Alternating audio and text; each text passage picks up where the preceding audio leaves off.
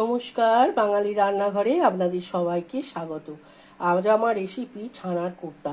ছানার কোপ্তা করার জন্য এখানে আমি ছানা নিয়েছি 400 গ্রাম, আর নিয়েছি 1 চামচে আটা, আর অল্প একটু চিনি আর অল্প একটু লবণ দিয়ে আমি ভালো করে মেখে ভালো করে হাতে করে আগে ম্যাশড করে নিয়েছি, তারপরে এখানে রেখেছি। এখন আমি গোল গোল করে একটা শেপ দেবো, আর মাঝখানে গোলের ভেতরে একটা করে আমি এরকম করে কিশমিশ দেবো, দিয়ে আমি আবার দেখাচ্ছি। এইভাবে আমি গোল গোল করে কোপ্তাগুলো করে রেখেছি, আর মাঝখানে ভেতরে একটা করে কিশমিশ আমি পুর দিয়েছি। এখন আমি সাদা তেল গরম করে নিচ্ছি। এই তেলে কম আছে আমি কোপ্তাগুলোকে হালকা করে ভেজে তুলে রাখবো। ছানার কোপ্তাগুলো দেখুন এইভাবে আমি ভেজে রেখেছি। আর এখন আমি ডুমো ডুমো করে আলু কেটে রেখেছি, অল্প একটু হলুদ দিয়ে আমি এখন এই আলুগুলো এর মধ্যে ওই তেলের মধ্যে দিয়ে একটু ভালো করে ভেজে নেব, লাল লাল করে ভেজে তুলে রাখবো।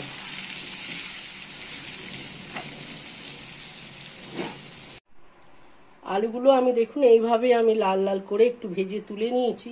এখানে আমার আলুটা আধ ভাজা হয়ে গেছে।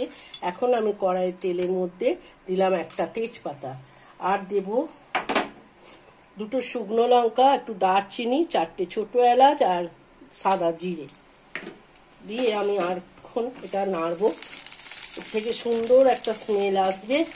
সেই সময় আমি একটা মশলা করে রেখেছি, সেটা আপনাদের দেখিয়ে দিচ্ছি। এখানে আছে আদা জিরে বাটা, আছে অল্প একটু হলুদ, অল্প একটু ঝাল লঙ্কা আর অল্প একটু কাশ্মীরি লঙ্কার গুঁড়ো দিয়ে আমি একটা পেস্ট করে রেখেছি। এটা আমি এখন এর মধ্যে দিয়ে দেবো।